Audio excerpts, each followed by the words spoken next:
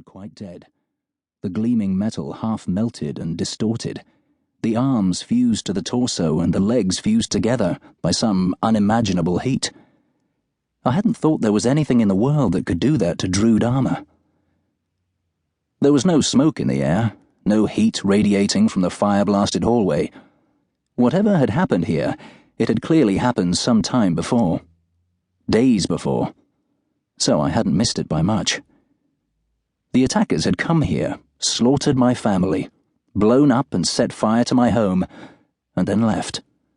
All while I was off enjoying myself in the south of France. I stood before the open doorway, and I didn't know what to do. What to say? My stomach ached, and even breathing hurt in my tightened chest. Molly Metcalfe moved in close beside me and slipped an arm tentatively through mine, pressing herself against me, standing as close to me as she could, to give me what comfort she could. "Why didn't I know?" I said numbly. "How could something like this happen and I didn't know? Why didn't anyone reach out to me?" "Maybe it all happened too quickly," said Molly. "It must have been a surprise attack to catch your whole family so off guard." The strength just went out of my legs, and I crashed to my knees on the gravel before the doorway. It should have hurt like hell, but I didn't feel a thing. Too taken up with the greater hurt that filled my head and my heart and overwhelmed everything else. I would have liked to cry.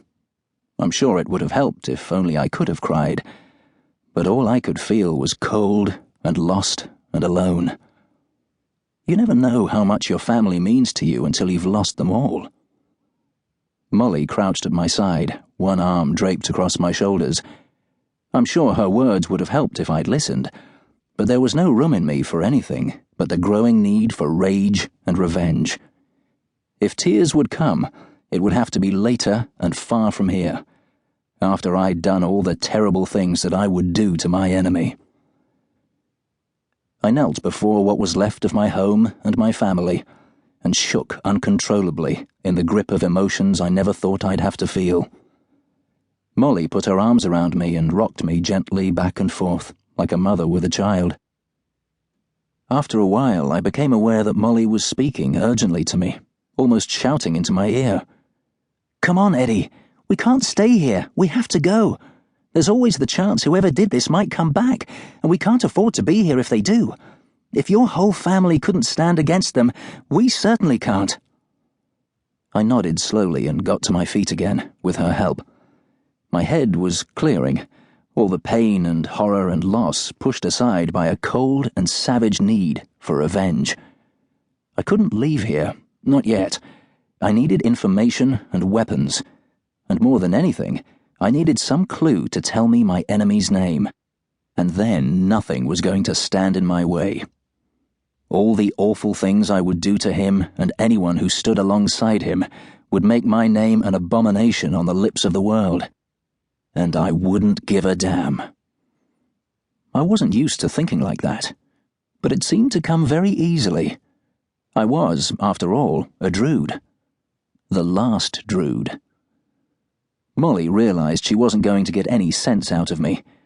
She looked at the ruined hall before her, and the sheer scale of so much destruction seemed to overwhelm even her for a moment.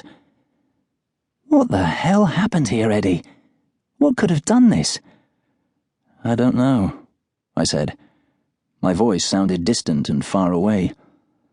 "The Chinese tried to nuke us once, back in the 60s, and that got nowhere. No one struck directly at the hall for ages. I would have said there was nothing and no one in the world that could get past all our defenses and protections. This is all my fault, you know." "What?" said Molly, turning immediately to look at me with her large dark eyes. "I should have been here," I said steadily. "I wasn't with my family when the enemy came. If I had been here, maybe I could have done something. Saving the day against impossible odds is what I do, isn't it?" "Stop that," Molly said firmly. "Stop that right now, Eddie. What could you have done that your whole family couldn't? If you had been here, odds are you'd be lying here dead too." "I can do something now," I said. "I can avenge my family. I can be the last Drood. I can bring down